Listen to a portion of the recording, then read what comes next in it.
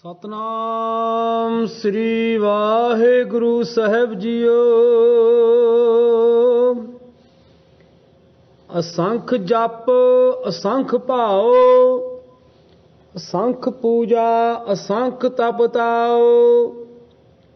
असंख जप असंख भाओ, असंख पूजा असंख तप ताओ।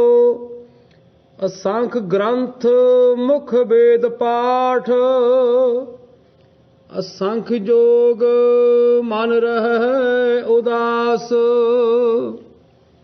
असंख भगत गुण ज्ञान विचार, असंख सती असंख दातार। असंख सूर मोह पखसार, असंख मोन लिव लाए तार। कुदरत कवन कहाँ विचार, वारिया ना जावा एक बार। जो तुध भावै साई भली कार, तू सदा सलामत निरंकार। जो तुध भावै साई भली कार, तू सदा सलामत निरंकार। असंख जप असंख भाओ। वाहिगुरु जी का खालसा, वाहिगुरु जी की फतेह। परम सन्मानयोग सतगुरु महाराज दी साजी नवाजी होई।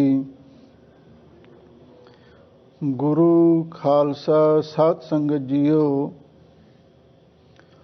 सतगुरु ने अपार बख्शिश कीती। साडे कलयुगी जीवां दे उदार वास्ते जिथे आओ पावन गुरु स्वरूप धारण कीता, उथे हमेशा लई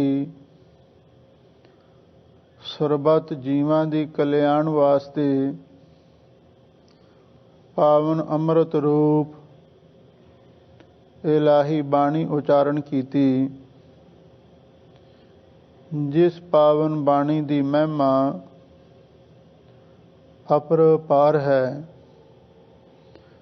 आप संगतां वडभागी हो, जिथे संगतां आदि श्री गुरु ग्रंथ साहिब जी दा 400 साला पहला प्रकाश पुरब मना रहीआं हन। आप संगतां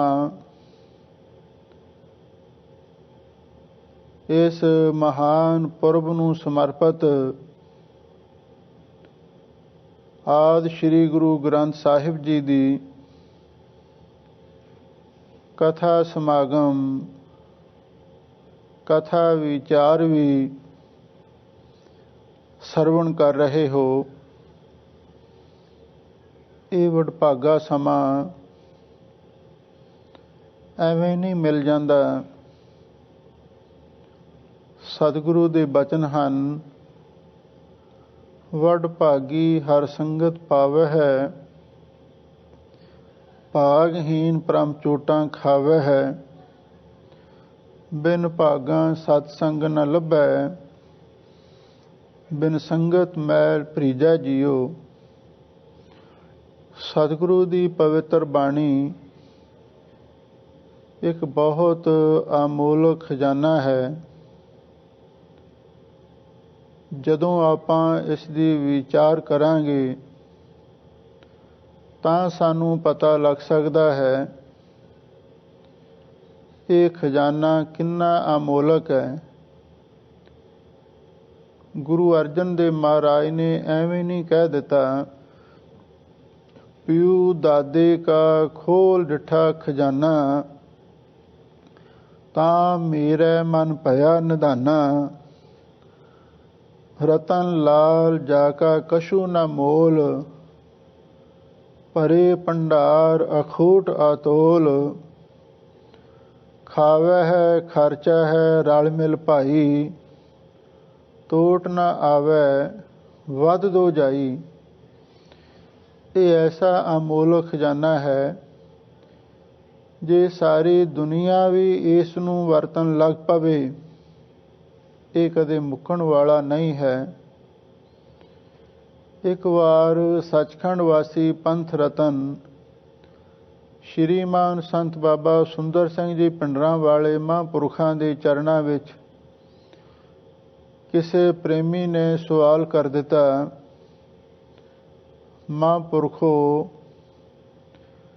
ਜੇ ਸਾਰੀ ਦੁਨੀਆ, ਸਾਰਾ ਸੰਸਾਰ ਹੀ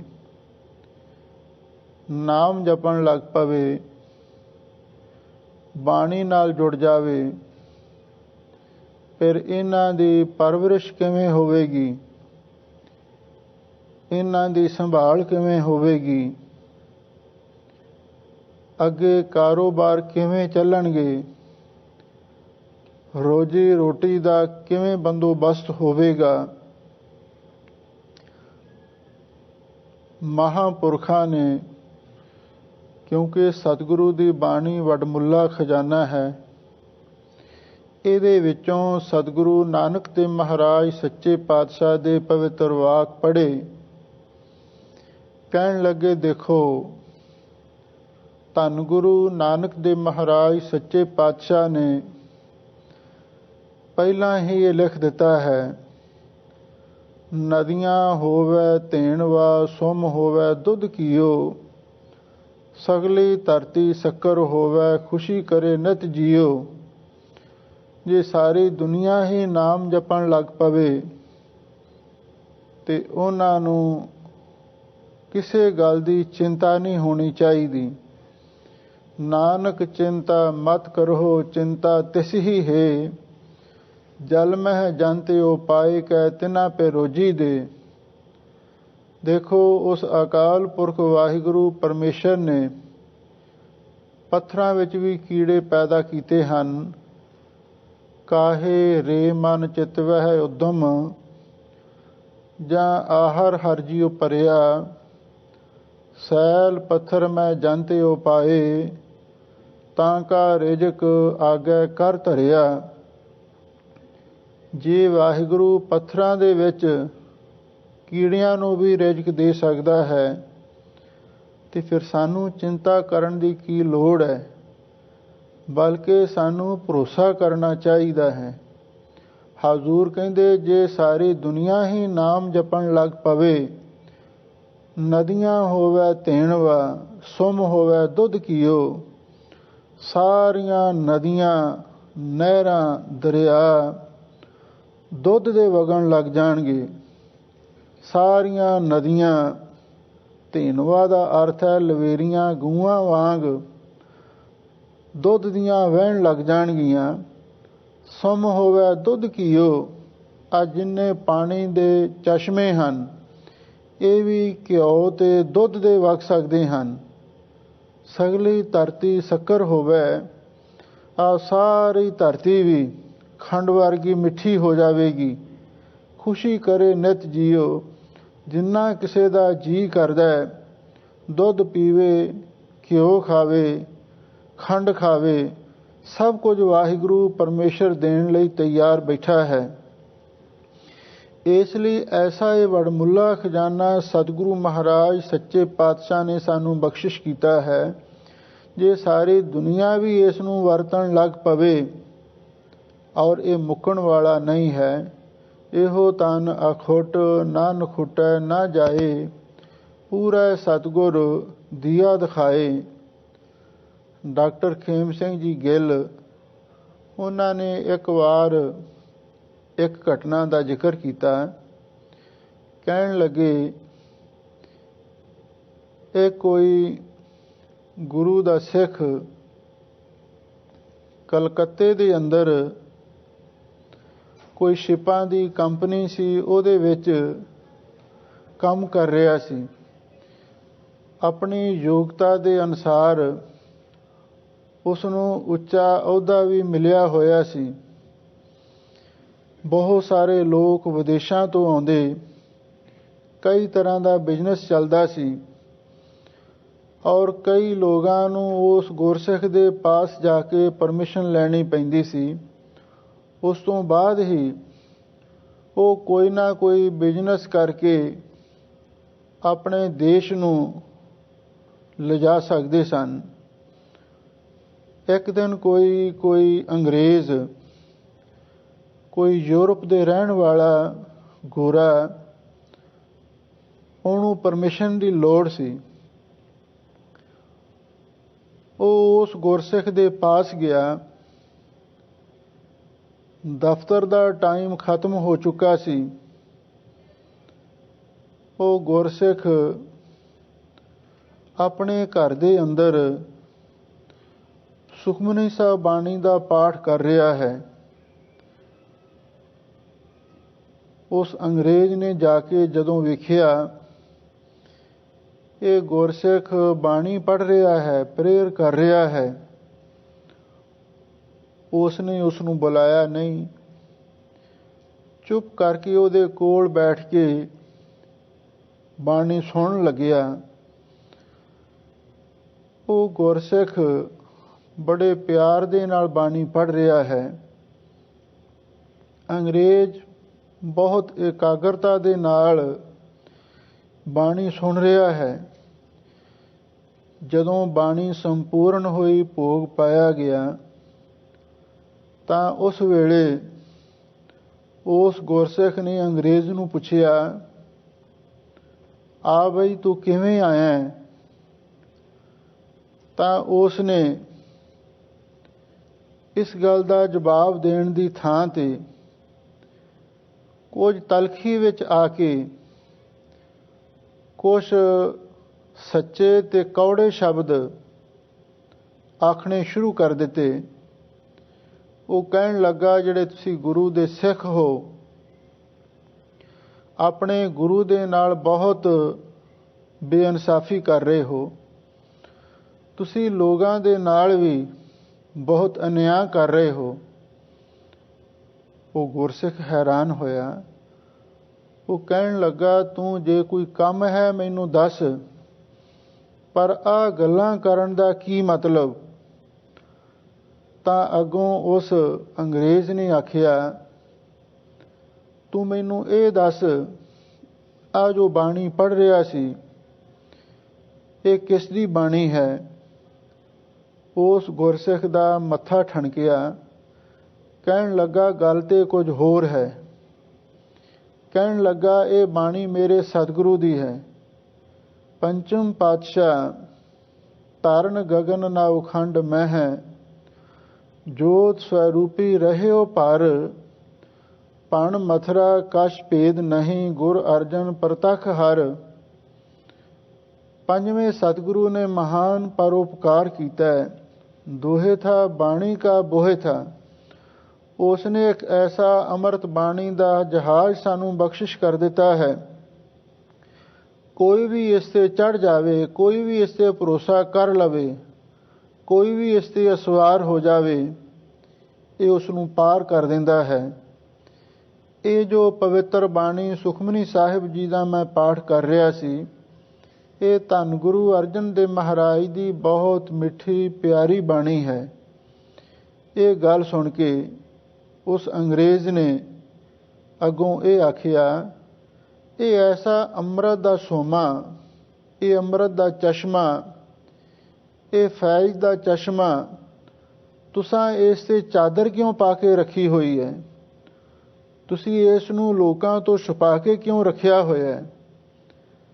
ਜੇ ਤੁਹਾਡੇ ਕੋਲ ਐਸਾ ਅਮੋਲਕ ਅੰਮ੍ਰਿਤ ਦਾ ਚਸ਼ਮਾ ਹੈ, ਤੁਸੀਂ ਇਸ ਨੂੰ ਲੋਕਾਂ ਵਿੱਚ ਕਿਉਂ ਨਹੀਂ ਵੰਡਦੇ? ਤੁਸੀਂ ਕਿਉਂ ਇਸ ਨੂੰ ਲੋਕਾਂ ਵਿੱਚ ਨਹੀਂ ਵਰਤਾਉਂਦੇ? ਇਹ ਇੱਕ ਬਹੁਤ ਵੱਡਾ ਤੁਸੀਂ ਅਨਿਆਂ ਕਰ ਰਹੇ ਹੋ, ਬਹੁਤ ਵੱਡੀ ਬੇਇਨਸਾਫੀ ਕਰ ਰਹੇ ਹੋ। ਇਸ ਦੇ ਨਾਲ ਤੁਹਾਡਾ ਗੁਰੂ ਵੀ ਤੁਹਾਡੇ 'ਤੇ ਖੁਸ਼ ਨਹੀਂ ਹੋਵੇਗਾ। ਤੁਹਾਨੂੰ ਚਾਹੀਦਾ ਹੈ, ਜਿਸ ਗੁਰੂ ਦੀ ਬਾਣੀ ਸੁਣ ਕੇ ਮੇਰਾ ਮਨ ਐਨ ਸ਼ਾਂਤ ਹੋ ਗਿਆ ਹੈ, ਤੇ ਜਿਹੜਾ ਵੀ ਇਸ ਬਾਣੀ ਨੂੰ ਪੜ੍ਹੇਗਾ, ਧਿਆਨ ਦੇ ਨਾਲ ਸੁਣੇਗਾ, ਉਹਦਾ ਮਨ ਇੱਕਦਮ ਸ਼ਾਂਤ ਹੋ ਸਕਦਾ ਹੈ। ਦੁਨੀਆ ਸੜ ਰਹੀ ਹੈ, ਜਲ ਰਹੀ ਹੈ, ਤੁਸੀਂ ਇਸ ਅੰਮ੍ਰਿਤ ਦੇ ਚਸ਼ਮੇ ਤੇ ਚਾਦਰ ਪਾਈ ਹੋਈ ਹੈ, ਇਸ ਨੂੰ ਛੁਪਾ ਕੇ ਰੱਖਿਆ ਹੋਇਆ ਹੈ। ਕੀ ਤੁਹਾਨੂੰ ਤਰਸ ਨਹੀਂ ਆਉਂਦਾ? ਸਾਡੇ ਸਤਿਗੁਰੂ ਨੇ ਤਾਂ ਇਹ ਲਿਖਿਆ ਹੈ, ਜਗਤ ਜਲੰਦਾ ਰੱਖ ਲੈ ਆਪਣੀ ਕਿਰਪਾ ਧਾਰ, ਜਿਤ ਦੁਆਰੈ ਉਬਰੈ ਤਿਤੈ ਲਹਿ ਉਬਾਰ। ਇਹ ਨਾਮ ਬਾਣੀ ਦੀ ਅੰਮ੍ਰਿਤ ਬਰਖਾ ਦੇ ਨਾਲ ਹੀ ਸੰਸਾਰ ਦੇ ਵਿੱਚ ਠੰਡ ਵਰਤ ਸਕਦੀ ਹੈ। ਚਿਮ ਚਿਮ ਵਰਸੈ ਅੰਮ੍ਰਿਤ ਧਾਰਾ, ਮਨ ਪੀਵੈ ਸੁਣ ਸ਼ਬਦ ਵਿਚਾਰੈ। ਤੁਸੀਂ ਇਸ ਬਾਣੀ ਦੇ ਚਸ਼ਮੇ ਨੂੰ, ਇਸ ਆਬੇ ਹਯਾਤ ਦੇ ਮਹਾਨ ਚਸ਼ਮੇ ਨੂੰ ਕਿਉਂ ਛੁਪਾ ਕੇ ਬੈਠੇ ਹੋ? ਸਤਿਗੁਰੂ ਨੇ ਮਹਾਨ ਬਖਸ਼ਿਸ਼ ਕੀਤੀ। ਉਸ ਗੁਰਸਿੱਖ ਦੀ ਆਤਮਾ ਨੂੰ ਉਸਨੇ ਟੁੰਬਿਆ। ਉਹਨੂੰ ਇਸ ਗੱਲ ਦੀ ਸ਼ਰਮ ਵੀ ਮਹਿਸੂਸ ਹੋਈ, ਸਾਡੇ ਸਤਿਗੁਰੂ ਨੇ ਕਿਤਨਾ ਵੱਡਾ ਪਰਉਪਕਾਰ ਸਾਡੇ ਤੇ ਕੀਤਾ ਹੈ। ਰਤਨਾ ਰਤਨ ਪਦਾਰਥ ਬਹੁ ਸਾਗਰ ਭਰਿਆ ਰਾਮ, ਬਾਣੀ ਗੁਰਬਾਣੀ ਲਾਗੇ ਤਿੰਨ ਹੱਥ ਚੜਿਆ ਰਾਮ। ਐਸਾ ਅਮੋਲਕ ਖਜ਼ਾਨਾ ਸਾਨੂੰ ਸਤਿਗੁਰੂ ਨੇ ਬਖਸ਼ਿਸ਼ ਕੀਤਾ ਹੈ। ਨਾ ਤੇ ਅਸੀਂ ਆਪ ਹੀ ਇਸ ਨੂੰ ਸਮਝਿਆ ਹੈ, ਇਸ ਨੂੰ ਵੇਖਿਆ ਹੈ, ਵਿਚਾਰਿਆ ਹੈ, ਸਮਝਿਆ ਹੈ, ਪਰਖਿਆ ਹੈ, ਕੋਈ ਇਸ ਤੋਂ ਲਾਭ ਲੈਣ ਦਾ ਯਤਨ ਵੀ ਨਹੀਂ ਕੀਤਾ, ਤੇ ਅਸੀਂ ਦੂਸਰਿਆਂ ਨੂੰ ਇਹਦੇ ਬਾਰੇ ਕੁਝ ਵੀ ਦੱਸਣ ਲਈ ਤਿਆਰ ਨਹੀਂ। ਸਾਹਿਬ ਸਤਿਗੁਰੂ ਸੱਚੇ ਪਾਤਸ਼ਾਹ ਨੇ ਆਖਿਆ ਸੀ, ਏਕ ਪਿਤਾ ਏਕਸ ਕੇ ਹਮ ਬਾਰਿਕ, ਤੂੰ ਮੇਰਾ ਗੁਰ ਹਾਈ। ਸਤਿਗੁਰੂ ਨੇ ਆਖਿਆ ਸੀ, ਇਹ ਮੇਰਾ ਖਜ਼ਾਨਾ ਸਾਰੀ ਦੁਨੀਆ ਲਈ ਸਾਂਝਾ ਹੈ, ਪਰ ਅਸੀਂ ਕਿਉਂ ਇਸ ਤੇ ਮੱਲ ਮਾਰੀ ਹੋਈ ਹੈ? ਸਾਰਿਆਂ ਦੇ ਵਿੱਚ ਹੀ ਇਸ ਗੱਲ ਨੂੰ ਲਿਜਾਣਾ ਚਾਹੀਦਾ।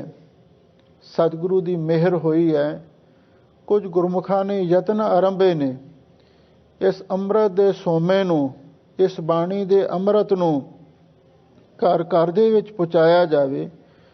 ਸਭ ਤੋਂ ਪਹਿਲੀ ਲੋੜ ਇਹੀ ਹੈ ਕਿ ਇਸ ਅੰਮ੍ਰਿਤ ਦੇ ਚਸ਼ਮੇ ਨੂੰ ਪਹਿਲਾਂ ਆਪ ਛਕਿਆ ਜਾਵੇ, ਇਸ ਦੇ ਸਵਾਦ ਨੂੰ ਮਾਣਿਆ ਜਾਵੇ, ਫਿਰ ਦੂਸਰਿਆਂ ਨੂੰ ਵਰਤਾਇਆ ਜਾਵੇ, ਤੇ ਜਿੰਨਿਆਂ ਨੂੰ ਵੀ ਵਰਤਾਇਆ ਜਾਵੇਗਾ ਇਹ ਉਨ੍ਹਾਂ ਨੂੰ ਹੀ ਸ਼ਾਂਤੀ ਪ੍ਰਦਾਨ ਕਰੇਗਾ।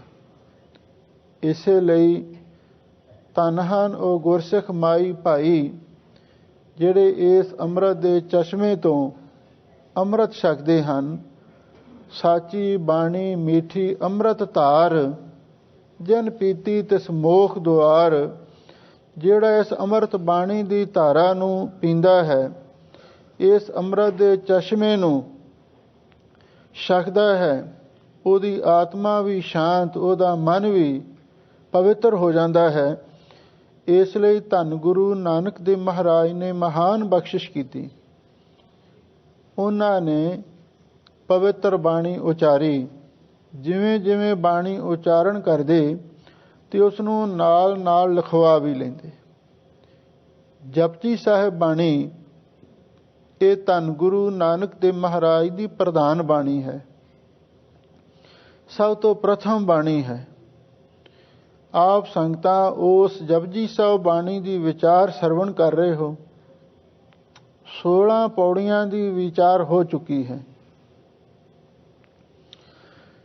ਪਹਿਲਾਂ 4 ਪੌੜੀਆਂ ਵਿੱਚ ਸਰਵਣ ਦੀ ਮਹਿਮਾ, ਫਿਰ ਮੰਨਣ ਦੀ ਵਡਿਆਈ, ਤੇ 5 ਪ੍ਰਵਾਨ ਵਾਲੀ ਪੌੜੀ ਦੇ ਵਿੱਚ ਜਿਹੜੇ ਨਿਧਿਆਸਨ ਕਰਨ ਵਾਲੇ ਹਨ, ਭਾਵ ਜਿਨ੍ਹਾਂ ਨੇ ਪਹਿਲਾਂ ਸੁਣਿਆ, ਸੁਣ ਕੇ ਮੰਨਿਆ, ਤੇ ਮੰਨ ਕੇ ਜਿਨ੍ਹਾਂ ਨੇ ਬਾਣੀ ਦੇ ਭਾਵ ਨੂੰ ਤੇ ਰਸ ਤੇ ਰਹੱਸ ਨੂੰ ਆਪਣੇ ਅੰਦਰ ਵਸਾਇਆ ਹੈ, ਉਹਨਾਂ ਗੁਰਮੁਖਾਂ ਦੀ ਮਹਿਮਾ 5 ਪ੍ਰਵਾਨ 5 ਪ੍ਰਧਾਨ ਕਹਿ ਕੇ ਸਤਿਗੁਰੂ ਨੇ ਉਚਾਰਨ ਕੀਤੀ। ਹੁਣ ਸਤਿਗੁਰੂ ਦੇ ਚਰਨਾਂ ਦੇ ਵਿੱਚ ਗੁਰਸਿੱਖਾਂ ਨੇ ਸਵਾਲ ਕੀਤਾ, ਸੱਚੇ ਪਾਤਸ਼ਾਹ ਅਕਾਲ ਪੁਰਖ ਵਾਹਿਗੁਰੂ ਦੀ ਬੇਅੰਤ ਸ੍ਰਿਸ਼ਟੀ ਸਾਜੀ ਹੈ, ਤੇ ਆਪ ਕਿਰਪਾ ਕਰੋ, ਕਿਉਂਕਿ ਆਪ ਜੀ ਨੇ ਪਿਛਲੀ ਪੌੜੀ ਵਿੱਚ ਆਖਿਆ ਸੀ, ਕੀਤਾ ਪਸਾਓ ਏਕੋ ਕੁਆਓ ਤਿਸਤੇ ਹੋਏ ਲਖ ਦਰਿਆਓ।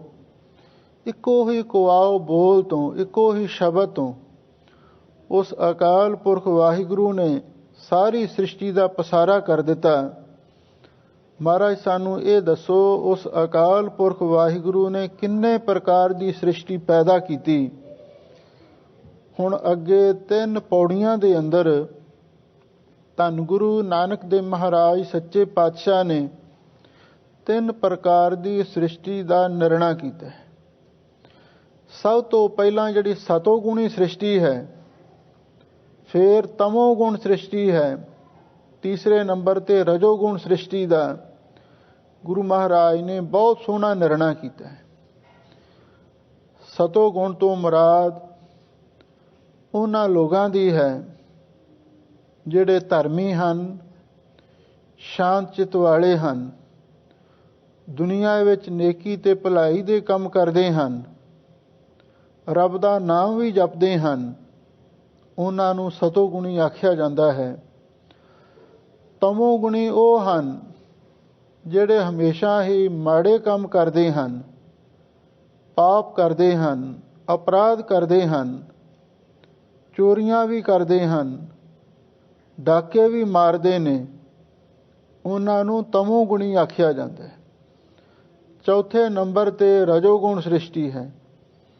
ਜਿਹੜੇ ਰਜੋਗੁਣ ਵਾਲੇ ਲੋਕ ਹਨ, ਉਹ ਦੁਨਿਆਵੀ ਕੰਮ ਧੰਦਿਆਂ ਦੇ ਵਿੱਚ ਹਮੇਸ਼ਾ ਲਈ ਮਸ਼ਰੂਫ ਰਹਿੰਦੇ ਹਨ। ਉਹਨਾਂ ਦੇ ਮਨ ਦੇ ਵਿੱਚ ਇਹੀ ਇੱਕ ਖੁਆਇਸ਼ ਹੁੰਦੀ ਹੈ, ਸਹਿਸ ਕਟੇ ਲੱਖ ਕੋ ਉਠ ਧਾਵੈ, ਤ੍ਰਿਪਤ ਨ ਆਵੈ ਮਾਇਆ ਪਾਛੈ ਪਾਵੈ। ਵੀ ਅਸੀਂ ਵੱਧ ਤੋਂ ਵੱਧ ਆਪਣੀ ਜ਼ਿੰਦਗੀ ਵਿੱਚ ਧਨ ਦੌਲਤ ਇਕੱਠੀ ਕਰਨੀ ਹੈ, ਬਹੁਤਾ ਤਕੜਾ ਪਸਾਰਾ ਕਰਨਾ ਹੈ।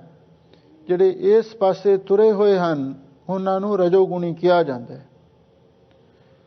ਪਰ ਇਹ ਜਿਹੜੀਆਂ ਤਿੰਨੇ ਅਵਸਥਾ ਨੇ, ਇਹ ਮਾਇਆ ਦੇ ਵਿੱਚ ਹੀ ਵਰਤਦੀਆਂ ਨੇ। ਰਾਜਗੁਣ, ਤਮ ਗੁਣ, ਸਤਗੁਣ ਕਹੀ ਹੈ, ਇਹ ਤੇਰੀ ਸਭ ਮਾਇਆ। ਤੇ ਗੁਰਮੁਖਾਂ ਦੀ ਸਟੇਜ ਇਹਨਾਂ ਤੋਂ ਵੱਖਰੀ ਹੈ। ਗੁਰਮੁਖਾਂ ਦੀ ਅਵਸਥਾ ਤਿਰਗੁਣ ਅਤੀਤ ਹੁੰਦੀ ਹੈ, ਜਿਸ ਨੂੰ ਚੌਥੀ ਅਵਸਥਾ ਹਜ਼ੂਰ ਨੇ ਬਾਣੀ ਵਿੱਚ ਲਿਖਿਆ ਹੈ। ਰਾਜਗੁਣ, ਤਮਗੁਣ, ਸਤਗੁਣ ਕਹੀ ਹੈ, ਇਹ ਤੇਰੀ ਸਭ ਮਾਇਆ। ਚੌਥੇ ਪਦ ਕੋ ਜੋ ਨਰ ਚੀਨੈ, ਤਿਨ ਹੀ ਪਰਮ ਪਦ ਪਾਇਆ। ਜਿਹੜਾ ਚੌਥਾ ਪਦ ਹੈ, ਉਸ ਨੂੰ ਤੁਰੀਆ ਪਦ ਕਹਿੰਦੇ ਨੇ। ਔਰ ਉਹ ਇਹਨਾਂ ਤਿੰਨਾਂ ਅਵਸਥਾ ਤੋਂ, 3 ਗੁਣਾਂ ਤੋਂ ਉਚੇਰੀ ਅਵਸਥਾ ਹੁੰਦੀ ਹੈ। ਧੰਨ ਗੁਰੂ ਨਾਨਕ ਦੇਵ ਮਹਾਰਾਜ ਸੱਚੇ ਪਾਤਸ਼ਾਹ ਨੇ ਸੋਹਲੇ ਬਾਣੀ ਦੇ ਵਿੱਚ ਇੱਕ ਸ਼ਬਦ ਉਚਾਰਨ ਕੀਤਾ ਹੈ, ਸੂਰਜ ਏਕੋ ਰੁੱਤ ਅਨੇਕ, ਨਾਨਕ ਕਰਤੇ ਕੇ ਕੇਤੇ ਵੇਸ। ਸੂਰਜ ਇੱਕ ਹੈ, ਰੁੱਤਾਂ ਅਨੇਕਾਂ ਨੇ। ਆਮ ਤੌਰ ਤੇ 6 ਰੁੱਤਾਂ ਮੰਨੀਆਂ ਹੋਈਆਂ। ਸਾਲ ਦੇ 12 ਮਹੀਨੇ ਨੇ ਤੇ 6 ਰੁੱਤਾਂ ਮੰਨੀਆਂ ਹੋਈਆਂ। ਔਰ ਉਹਨਾਂ 6 ਰੁੱਤਾਂ ਨੂੰ ਜੇ 3 ਥਾਂ ਤੇ ਤਕਸੀਮ ਕਰ ਲਈਏ ਤਾਂ ਉਹ 3 ਹੀ ਰਹਿ ਜਾਂਦੀਆਂ ਨੇ। ਇੱਕ ਗਰਮੀ ਦੀ ਰੁੱਤ ਹੈ, ਦੂਸਰੀ ਸਿਆਲ ਦੀ ਰੁੱਤ ਹੈ, ਤੇ ਤੀਜੀ ਜਿਹਦੇ ਵਿੱਚ ਨਾ ਬਹੁਤੀ ਠੰਡ ਨਾ ਗਰਮੀ, ਬਸੰਤ ਰੁੱਤ ਹੈ। ਤੇ ਜਿਹੜਾ ਤਮੋ ਗੁਣ ਹੈ, ਉਹ ਗਰਮੀ ਦੀ ਰੁੱਤ ਵਾਂਗੂ ਹੈ। ਜਿਵੇਂ ਬਹੁਤੀ ਗਰਮੀ ਪੈਂਦੀ, ਲੋਆਂ ਵਗਦੀਆਂ, ਬਾਹਰ ਕੰਮ ਕਰਨਾ ਵੀ ਔਖਾ ਹੈ, ਇਸੇ ਤਰ੍ਹਾਂ ਤਮੋ ਗੁਣ ਉਹ ਸਾਡੇ ਮਨ ਨੂੰ ਤਪਾਉਂਦਾ ਰਹਿੰਦਾ ਹੈ। ਤੇ ਜਿਹੜਾ ਸਤੋ ਗੁਣ ਹੈ, ਉਹ ਸਿਆਲ ਦੀ ਰੁੱਤ ਵਾਂਗ ਹੈ। ਜਿਵੇਂ ਜ਼ਿਆਦਾ ਠੰਡ ਹੋ ਜਾਵੇ ਤੇ ਆਦਮੀ ਅੰਦਰ ਹੀ ਵੜਿਆ ਰਹਿੰਦਾ, ਬਾਹਰ ਨਹੀਂ ਨਿਕਲਦਾ। ਇਸੇ ਤਰ੍ਹਾਂ ਜਿਹੜਾ ਸਤੋਗੁਣੀ ਮਨੁੱਖ ਹੈ, ਉਹ ਆਪਣੇ ਆਪੇ ਦੇ ਵਿੱਚ ਹੀ ਹੁੰਦਾ ਹੈ। ਉਹ ਆਪਣੇ ਆਪੇ ਨੂੰ ਛੱਡ ਨਹੀਂ ਸਕਦਾ, ਹੰਕਾਰ ਨੂੰ ਨਹੀਂ ਛੱਡ ਸਕਦਾ, ਹਉਮੈ ਤੋਂ ਰਹਿਤ ਨਹੀਂ ਹੋ ਸਕਦਾ। ਇਸੇ ਲਈ ਸਤਿਗੁਰੂ ਮਹਾਰਾਜ ਸੱਚੇ ਪਾਤਸ਼ਾਹ ਨੇ ਆਖਿਆ ਬਈ ਜਿਹੜਾ ਤਮੋ ਗੁਣ ਹੈ, ਗਰਮੀ ਦੀ ਰੁੱਤ ਵਰਗਾ ਹੈ, ਜਿਹੜਾ ਸਾਨੂੰ ਤਪਾਉਂਦਾ ਹੈ, ਆਸਾੜ ਤਪੰਦਾ ਤਿਸ ਲੱਗੈ ਹਰ ਨਾਹੁ ਨਾ ਜਿੰਨਾ ਪਾਸ। ਤੇ ਜਿਹੜਾ ਸਤੋ ਗੁਣ ਹੈ ਉਹ ਪੋਹ ਦੇ ਮਹੀਨੇ ਵਾਂਗੂ ਆ, ਪੋਖ ਤੁਖਾਰ ਨਾ ਵਿਆਪੀ ਕੰਠ ਮਿਲਿਆ ਹਰ ਨਾਹੁ। ਅਤੇ ਜਿਹੜੀ ਤੀਸਰੀ ਜਿਹੜੀ ਅਵਸਥਾ ਹੈ ਉਹ ਹੈ ਬਸੰਤ ਰੁੱਤ। ਜਿਹੜੀ ਬਸੰਤ ਰੁੱਤ ਹੈ ਉਹਦੇ ਵਿੱਚ ਫੁੱਲ ਖਿੜਦੇ ਨੇ, ਨਾ ਠੰਡ ਨਾ ਗਰਮੀ, ਆਦਮੀ ਬਾਹਰ ਵੀ ਨਿਕਲਦਾ। ਇਸ ਲਈ ਇਹਨਾਂ ਦੋਹਾਂ ਦੇ ਨਾਲੋਂ ਉਸ ਅਵਸਥਾ ਨੂੰ ਚੰਗਾ ਗਿਣਿਆ ਜਾਂਦਾ। ਪਰ ਸਾਹਿਬ ਸਤਿਗੁਰੂ ਸੱਚੇ ਪਾਤਸ਼ਾਹ ਸਾਨੂੰ ਇਹ ਗੱਲ ਸਮਝਾਉਂਦੇ ਨੇ ਕਿ ਜਦੋਂ ਤੁਸੀਂ ਇੱਕ ਵਾਹਿਗੁਰੂ ਦੀ ਭਗਤੀ ਕਰਨ ਲੱਗ ਪਏ, ਪਰ ਤੁਹਾਡੇ ਉੱਤੇ ਕਿਸੇ ਮੌਸਮ ਦਾ ਵੀ ਪ੍ਰਭਾਵ ਨਹੀਂ ਪਵੇਗਾ। ਤੇ ਆਹ ਜਿਹੜੇ 3 ਗੁਣ ਨੇ ਜਿਨ੍ਹਾਂ ਵਿੱਚ ਸਾਰੀ ਸ੍ਰਿਸ਼ਟੀ ਵਰਤ ਰਹੀ ਹੈ, ਔਰ ਇਹਨਾਂ ਦਾ ਵੀ ਤੁਹਾਡੇ ਮਨ ਤੇ ਕੋਈ ਅਸਰ ਨਹੀਂ ਪਵੇਗਾ। ਲਓ ਹੁਣ ਧੰਨ ਗੁਰੂ ਨਾਨਕ ਦੇਵ ਮਹਾਰਾਜ ਸੱਚੇ ਪਾਤਸ਼ਾਹ ਗੁਰਸਿੱਖਾਂ ਦੇ ਬੇਨਤੀ ਕਰਨ ਤੋਂ ਪਹਿਲਾਂ ਸਤੋਗੁਣੀ ਸ੍ਰਿਸ਼ਟੀ ਦਾ ਜ਼ਿਕਰ ਕਰਨ ਲੱਗੇ ਹਨ। ਆਪ ਸੰਗਤਾਂ ਪ੍ਰੇਮ ਦੇ ਨਾਲ ਗੁਰਬਾਣੀ ਦੀ ਵਿਚਾਰ ਸੁਣੋ ਤੇ ਇੱਕ ਵਾਰੀ ਪਿਆਰ ਦੇ ਨਾਲ ਆਖੋ, ਸਤਿਨਾਮ ਸ੍ਰੀ ਵਾਹਿਗੁਰੂ ਸਾਹਿਬ ਜੀਓ। ਸਤਿਨਾਮ ਸ੍ਰੀ ਵਾਹਿਗੁਰੂ ਜੀ। ਅਸੰਖ ਜਪ ਅਸੰਖ ਭਾਉ। ਸਾਹਿਬ ਸਤਿਗੁਰੂ ਧੰਨ ਗੁਰੂ ਨਾਨਕ ਦੇਵ ਮਹਾਰਾਜ ਸੱਚੇ ਪਾਤਸ਼ਾਹ ਫਰਮਾਉਂਦੇ ਹਨ, ਸਤੋਗੁਣ ਸ੍ਰਿਸ਼ਟੀ ਦੇ ਅੰਦਰ ਬਹੁਤ ਸਾਰੇ ਇਹੋ ਜਿਹੇ ਲੋਕ ਹਨ, ਅਸੰਖ ਜਪ। ਅਸੰਖ ਦਾ ਅਰਥ ਹੈ ਅਣਗਿਣਤ, ਕਿਉਂਕਿ ਸੰਖ ਇੱਕ ਗਿਣਤੀ ਦਾ ਸੂਚਕ ਸ਼ਬਦ ਮੰਨਿਆ ਹੈ। ਜਿਵੇਂ ਪੁਰਾਣੇ ਸਮੇਂ ਦੇ ਵਿੱਚ ਕਾਈ, ਦਾਈ, ਸੈਂਕੜਾ, ਹਜ਼ਾਰ, 10,000, ਲੱਖ ਇਸ ਤਰ੍ਹਾਂ ਗਿਣਤੀ ਗਿਣਦੇ ਸਨ। ਤੇ ਅਖੀਰ ਤੇ ਜਾ ਕੇ ਸੰਖ ਤੇ ਜਾ ਕੇ ਉਹ ਗਿਣਤੀ ਖਤਮ ਹੋ ਜਾਂਦੀ ਸੀ। ਉਸ ਤੋਂ ਗਾਂਹ ਫਿਰ ਅਸੰਖ ਸ਼ਬਦ ਵਰਤਿਆ ਜਾਂਦਾ ਹੈ, ਭਾਵ ਗਿਣਤੀ ਤੋਂ ਰਹਿਤ। ਅਸੰਖ ਜਪ। ਧੰਨ ਗੁਰੂ ਨਾਨਕ ਦੇਵ ਮਹਾਰਾਜ ਸੱਚੇ ਪਾਤਸ਼ਾਹ ਫਰਮਾਉਂਦੇ ਨੇ, ਭਾਈ ਅਸੰਖ ਦਾ ਅਰਥ ਹੈ ਅਣਗਿਣਤ। ਐਸੇ ਜੀਵ ਨੇ ਜਿਹੜੇ ਅਕਾਲ ਪੁਰਖ ਵਾਹਿਗੁਰੂ ਦਾ ਜਪ ਕਰਦੇ ਨੇ। ਤੇ ਜਪ ਵੀ ਕਈ ਪ੍ਰਕਾਰ ਦੇ ਨੇ, ਕਰਨ ਵਾਲੇ ਵੀ ਅਣਗਿਣਤ ਨੇ। ਅਸੰਖ ਭਾਉ ਤੇ ਅਸੰਖ ਦਾ ਅਰਥ ਹੈ ਅਣਗਿਣਤ ਉਹ ਲੋਕ ਹਨ ਜਿਹੜੇ ਉਸ ਅਕਾਲ ਪੁਰਖ ਵਾਹਿਗੁਰੂ ਦੇ ਨਾਲ, ਭਾਉ ਦਾ ਅਰਥ ਹੈ ਪ੍ਰੇਮ ਵੀ ਕਰਦੇ ਨੇ।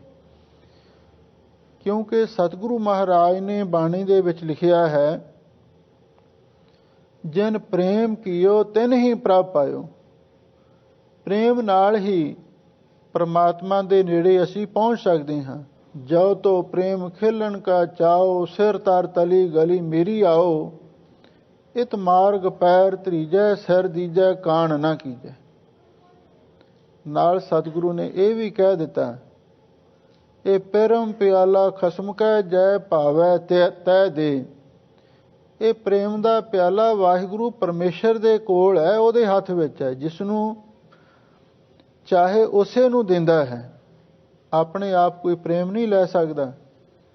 ਇਸੇ ਲਈ ਕਿਸੇ ਕਵੀ ਨੇ ਲਿਖਿਆ ਹੈ, ਜੇ ਕਿਸੇ ਨੇ ਪ੍ਰੇਮ ਲੈਣਾ, ਪ੍ਰੇਮ ਨਾ ਵਾੜੀ ਉਪਜਦਾ, ਪ੍ਰੇਮ ਨਾ ਹਾਟ ਬਿਕਾਏ। ਰਾਣਾ ਰਾਜਾ ਜੋ ਚਾਹੇ, ਸਿਰ ਦੀਜੈ ਪ੍ਰੇਮ ਲੈ ਜਾਏ। ਪ੍ਰੇਮ ਦਾ ਮੁੱਲ ਕੁਰਬਾਨੀ ਹੈ। ਇਸੇ ਲਈ ਹਜ਼ੂਰ ਕਹਿੰਦੇ ਬਹੁਤ ਸਾਰੇ ਇਹੋ ਜਿਹੇ ਵੀ ਗੁਰਮੁਖ ਪਿਆਰੇ ਹਨ, ਭਾਉ ਜਿਹੜੇ ਉਸ ਅਕਾਲ ਪੁਰਖ ਵਾਹਿਗੁਰੂ ਦੇ ਨਾਲ ਪ੍ਰੇਮ ਕਰ ਰਹੇ ਹਨ। ਸੰਖ ਪੂਜਾ ਅਸੰਖ ਤਪ ਤਾਓ। ਇਹ ਸਤੋਗੁਣੀ ਸ੍ਰਿਸ਼ਟੀ ਦਾ ਜ਼ਿਕਰ ਹੋ ਰਿਹਾ ਹੈ। ਅਸੰਖ ਪੂਜਾ ਅਣਗਿਣਤ ਪ੍ਰਕਾਰ ਦੀ ਪੂਜਾ ਹੈ, ਤੇ ਉਸ ਪੂਜਾ ਨੂੰ ਕਰਨ ਵਾਲੇ ਵੀ ਲੋਕ ਅਣਗਿਣਤ ਹੀ ਹਨ। ਕਿਉਂਕਿ ਜਿੱਥੋਂ ਤੱਕ ਪੂਜਾ ਦੀ ਗੱਲ ਹੈ, ਆਮ ਤੌਰ ਤੇ ਜਿਹੜੇ ਲੋਕ ਪੂਜਾ ਕਰਦੇ ਨੇ ਉਹਨਾਂ ਨੇ ਖੋੜਸ ਪ੍ਰਕਾਰ ਦੀ 16 ਪ੍ਰਕਾਰ ਦੀ ਪੂਜਾ ਦਾ ਵਿਧਾਨ ਨਿਯਤ ਕੀਤਾ ਹੈ। ਪਰ ਹਜ਼ੂਰ ਕਹਿੰਦੇ ਨੇ ਪੂਜਾ ਅਨੇਕਾਂ ਪ੍ਰਕਾਰ ਦੀ ਹੈ ਤੇ ਉਹਨੂੰ ਕਰਨ ਵਾਲੇ ਵੀ ਅਣਗਿਣਤ ਨੇ। ਕੋਈ ਕਿਸੇ ਢੰਗ ਨਾਲ ਪੂਜਾ ਕਰ ਰਿਹਾ ਹੈ, ਕੋਈ ਕਿਸੇ ਢੰਗ ਦੇ ਨਾਲ ਪੂਜਾ ਕਰ ਰਿਹਾ ਹੈ, ਕੋਈ ਫੁੱਲਾਂ ਪੱਤਰਾਂ ਦੁਆਰਾ ਪੂਜਾ ਕਰ ਰਿਹਾ ਹੈ, ਕੋਈ ਮਾਇਆ ਦੁਆਰਾ ਪੂਜਾ ਕਰ ਰਿਹਾ ਹੈ, ਕੋਈ ਕਿਸੇ ਪਦਾਰਥ ਨੂੰ ਅਰਪਣ ਕਰਕੇ ਪੂਜਾ ਕਰ ਰਿਹਾ ਹੈ, ਕੋਈ ਕਿਸੇ ਢੰਗ ਨਾਲ, ਕੋਈ ਕਿਸੇ ਢੰਗ ਦੇ ਨਾਲ। ਪਰ ਸਭ ਤੋਂ ਉੱਤਮ ਪੂਜਾ ਕਿਹੜੀ ਹੈ?